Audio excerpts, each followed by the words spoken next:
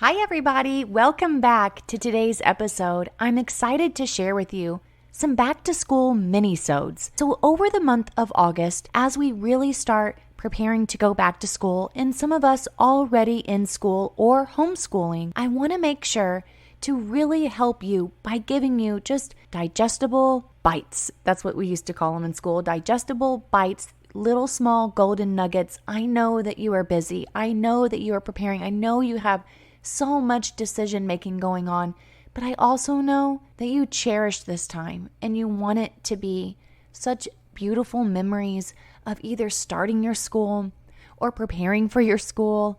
Maybe it is that you're homeschooling for the first time. And in today's episode, I want to give you the permission. I also want to give you some really great advice on the sense of urgency. I'm going to share with you some examples of what urgency means and how it has affected my life, but also impacted it. And I also feel as if this episode is going to bless you as you start your school year and really push aside and allow you to take some time to breathe in and breathe out all of the things that could possibly be making you feel anxious. Yes, we are excited. Yes, there's so many wonderful things to do, but I know what you're thinking. I've got a whole nother year to go through, and I'm just starting. It's like starting at the finish line again, and we have to make sure that we are preserving ourselves so that we do not burn out. And today, this episode is going to give you the permission to derail urgency and to make the moments count. Welcome, teacher, to the Let Your Light Shine podcast. If you're searching for the freedom and permission to design the life you love as a teacher, you're in the right place. I'm on a mission to help teachers just like you build their own dream school or homeschooling business. In this present day, the world needs you, teacher friend, to step out in faith and give students an education they love and so deserve. In this podcast, I will teach you how to start a fulfilling and profitable homeschooling business that lights you up. I'm Makenzie Oliver, former elementary teacher and instructional coach, gone homeschool teacher and business builder. I'm here to empower you to step outside the classroom and choose the experiences, the curriculum, and all the moments that put a smile on your face and your students. Does it seem like a dream? Well, it did to me, until God opened the doors and made it reality. Together, we are breaking through fears and moving the crowd. So get out your notebook, sharpen your pencil. It's time to get your teach on. And we are back to school, and I am so excited to hear how you're starting off the year. I've given several episodes the opportunity to talk about game schooling and starting off your homeschool and just really what can be very foundational for you as you are building your first business or going into your very first year of microschooling, or maybe you've already grown it and scaled it. Those episodes are great for you. And I wanted to say thank you for always tuning in and supporting our podcast. I would love to read to you a precious review from someone who has been in our community. And I know that it does feel as if it takes away a little bit of time to head on over and give us a review, but I cannot tell you how much I truly do appreciate it, because Teacher Let Your Light Shine, I'm by myself. So your feedback is so critical to help me grow and to help me know what I am doing right and what you would like to see more of. I also wanted to let you know that this helps Teacher Let Your Light Shine be able to serve people even in other countries. And so I'm so grateful. I'd like to read this review from Alyssa.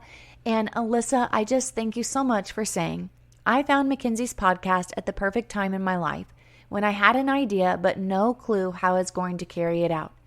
Makenzie helped me bring my idea to life with her encouragement, transparency, and loving guidance. I have shared this podcast with many teachers and will continue to do so.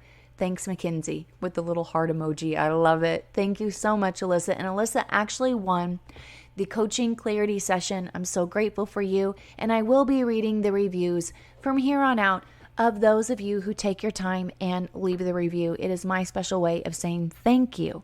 And I hope that it blesses you by hearing your name from wherever you are across the world that your review was read, and it does matter and it makes a difference in my life. I wanted to bring this episode to you because I remember and still have to fight the excruciating pain of urgency. I understand that in our culture, in our world, there is this sense of urgency of enroll now, buy now, do this now, answer me now, get it to me now. And I know how much it has wreaked havoc in my life, especially as an educator and as a mother. And when I did a lot of work on my mindset, work on my emotions, work on my spirituality, I'm learning that in order to really become an emotionally healthy, spiritual person, as a leader, as a mother, I have to make sure that I am taking time to reflect intentionally, to plan intentionally, and to rest. Literally to rest. And I'm going to let you know, I've talked about this in previous episodes, how difficult it has been for me as a learned behavior, as someone who loves to be productive, as someone who loves to strive and put every little bit of time in little time blocks, because I've got one life to live and one opportunity to make a difference. And I have been taught that every minute counts. And if you're not doing something, then it could potentially be caught as lazy, or your students are not engaged, or whatever it may be that has created anxiety in me. And if you're someone who hasn't had to fight this, amazing. Wow, what a gift. What a gift. But I can assume that everyone in our society does have to go through this sense of trying to figure out how to stay balanced, stay rested, and yet still perform and still deliver and still serve and give and love and all of that. I definitely know that when I was teaching in public school, there was a sense of urgency, so much as if my classroom was a pressure cooker. And I was sitting with my assistants. We had lunch together on the very first day of pre-planning this past year. So before we started school, I had the people who are working with me. We met together for lunch and just as a get to know you and just a girls time. And I was telling them that I was talking to my husband, and he's not a teacher, but he's very good at helping me see outside of my limitations. And my gift is visionary leadership. I have known that for a super long time, and it really helps me to have other people in my life to help me see through this vision that God has given me. And so my husband, he's very tactical and he's very good at project management. So I would talk to him and I said, okay, so we get back from the park at 2:15 and school gets out at 2:30. For that last hour, should we do arts and crafts? Should we teach Spanish? Should I have the students be building something like a passion project during that time? Should I make sure that they have piano and keyboarding? And he was like, hold on. Stop. Why would you do that? How do you feel at that time of the day? And I said, well, I feel a lot better than what I used to back in public school, but I'm still ready to wind down and just sail into my afternoon with my family. He said, so why would you, after having them go through being outside for so much out throughout the day and all of their learning, why would you want to jam pack the last hour with all of this hype? And I said, you're right, but what do you suggest? I mean, they're going to get back from lunch and they're going to read a book and they're going to have fun with their friends by reading to each other and forming little book clubs. And he's like, there you go again. Honey, slow down. Let's walk through this. When they get back from the park, it's 2:15. Are they going to come straight in, sit down on the floor and grab a book? No. They're going to wash their hands. They're going to cool off. They got to go to get a book, then they got to pick their book, then they want to talk with a friend if they want to read the book with them, if they want to read a book to the younger students. And he said, now, what time is that? I said, that's about 2:30 by the time we get to that. And he said, okay. And what time are you going to do chores or the little classroom responsibilities? And I said, well, I don't know yet because I want to know if there's something fun that we can do. And he said, but you've done all of the fun up until this point. And I was saying this to my assistants, and my husband said, why can't you? And now was a big one, you guys, because my husband is absolutely a bull in a china shop when it comes to my children consuming too much TV or having screen time. He's a very calm, patient man, but that is one thing where he's like off the TV, outside, and I am as well. But for him to come up to me and say, why can't you put on a show for 20 to 30 minutes since you're learning about Africa on Tuesdays and Thursdays? What if on Mondays, Wednesdays, and Fridays, you just had shows about Africa or educational shows about what you're learning in science or social studies or math? And I'm like, oh, what a genius idea. And I got to thinking about whenever I was in public school, those classrooms, you better believe by 2:15, they were like ending the day. They were not starting some big ordeal. And you're probably going, well, why couldn't you have thought of that? And I'll tell you why. Because I sat with my assistants and I was telling them this story about me and my husband's conversation. And one of the girls who's working with us used to be my intern. She's back from Europe and she's a certified teacher. She's coming here a couple days out of the week to teach with me. And she said, Makenzie, you know why you feel like that? That's exactly what you had to do when you were working in school. She said, you were what we all have known to call you, Hurricane Oliver Category 5, making sure that everything, all students engaged at all times, and we got a little bit of time. All right, let's try this and let's do this and let's do this activity. And she said, and you can breathe now. You don't have to feel like that. And I said, you're right. Because the first year, I specifically remember 4 times where I looked to my front door and thought, somebody's going to come in here and I hope that everybody's engaged. I hope that I'm doing something meaningful. I hope that this is a very intentional activity. I hope that this is, and I'm like, I have been so conditioned to feel on edge. Maybe it's my personality. Maybe it's the schools that I taught at, which I've had incredible experiences. Maybe it's the overachiever in me. And so I just want to really help anyone who is even in school right now, someone who is starting their business for the first time. We really have to fight these learned behaviors of anxiousness and what to do in silence and what to do in this space of time and freedom.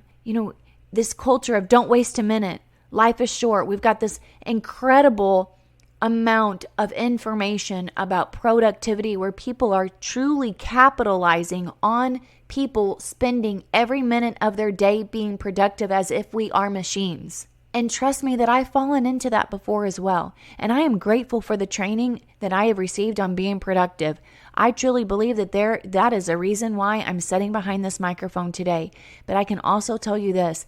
I know that I would not be sitting here if I didn't have time to rest and to be balanced and to let my life just be more simple. So how do you actually do this? And I will say that something that is really helping me as I sit in this time right now and feeling more at peace and more freedom and less anxious than ever before, is that I truly started to look at timestamps and I talk it out. And I've sat and I've talked with my husband and I've talked with my assistants, and maybe you have a friend that you can talk to, and you really need to be sitting somewhere. You need to be sitting in a chair. You need to have a calm body, and you need to have a paper and a pen, because there is a quote that is so good. Listen to this. This is by Dawson Trotman, and it reads like this. Thoughts disentangle themselves when they pass through the lips and fingertips. So not just writing it out, which, trust me, that helps me so much, but being able to talk it out and write it out. Thoughts disentangle themselves when they pass through the lips and fingertips. And so what I have done is really utilized an idea notebook, one that I know is, going to be scribbled on and scratched out, and one that I can just carry around, and if it gets wet, it gets wet. But it is an idea notebook where I use it to disentangle my thoughts and where I talk with people and I jot down ideas specifically for our school. And I have literally sat and spoken to my husband and my assistants and saying, okay, from 8:30 till 10. Now, this is not one of those, we got to be back in here by 10 o'clock. But for an example, the beginning of the school year, from 8:30 until 10 o'clock, that's about how much time I think it will take. We'll be at the park for our back to school breakfast. By the time the kids get into the van, we're talking 10, 15. They say goodbye to their parents. Now we drive off. We're back to my house by 10:20. And I'm just talking it out. And I say, then we got to line up at the gate. And then they come to the back porch. We've got to put our backpacks, our water bottles, our lunchbox. Some of them are going to have to use the restroom. We're going to need everyone to go wash their hands. So now we're looking at probably around 10:45. Now we're going to meet out on the back porch. You know they're all going to want to talk about their summer and their day and all about themselves and introduce. And this will be a really great time to where it's low energy, but very heightened awareness. Let's have them sit down. That's going to take till about 11:15. And then let's have snack at that time. And I'm just talking it out, not to make myself feel pressured. Okay, then by 10:15 we need to do this. And then at 10:30 we've got to do this. It's how much time is this going to take type of thing. It's a different mindset. Instead of, we need to have this done by this time because we got to rotate to music and PE and art and then lunch and then we got to get here before the bell rings and then by the time they pack up and the bus is going to come and we got to make sure that they go to the right bus stop. That is a different type of a timestamp. This timestamp is, how much time is this going to take? How much time is it going to take for them to unload their backpack? How much time is it going to take for them to even undo their shoes? How much time is it going to take for them to understand where their snack is and where to go eat their snack and how long the snack will be? And then they go throw their snack trash away. And then by the time we get to lunch and we want to make sure we have them seated down and we want to talk to them about the expectations of lunch and not hurry up and get it all done. Because it creates anxiety within us and it creates anxiety within our students and our children. And a lot of times we're not even effectively communicating. And with this timestamp, I want to encourage you to plan for transitions. And I look at this just in a day. And then I look at it into another day. And then another day. And then another day. And I do this consistently for the first week to 2 weeks of school. So I have my first day planned out. I have an idea. I've got a list of activities that I want to do on day 2, 3, and 4. But I'm going to wait to start plugging them in after day 1. Because I know that the first couple days, it's all going to be about management and routines and rituals and questions. And what about this? And what about that? And whose birthday is it? And what if I don't like the snack that I receive? And what happens if I get hungry in the morning? All of this takes time and we have to prepare for these questions and these transitions. And so I just encourage you to allow yourself, at least the first month of school, to not have such strict timestamps on every situation. Allow your students, your children to nestle in. And I'm not even saying that you should pick this up after September and have these hardcore deadline times. But I'm also saying that the truth is, there are things that got to get done. I clearly know that. However, it's the feeling, the intention, the motive, the energy behind how we look at our time and how we can truly rest, be more at peace, and more intentional with the relationships that we are trying to cultivate. I hope this has inspired you, and I look forward to seeing you over in our Facebook group, Start Your Micro School or Homeschooling Business. Hey, teacher friend. Thanks so much for listening to today's show. I pray it inspired you, touched you, or challenged you in some way, because we are making big shifts and using our teaching gifts for God's glory like never before. I'm so grateful for you. The number one way you can support this show is to leave a written review on Apple Podcasts and also share this with another teacher. Come join me in the Virtual Teachers Lounge, known as the Teacher Let Your Light Shine Facebook group. Until next time, keep shining your teacher light. The world needs you.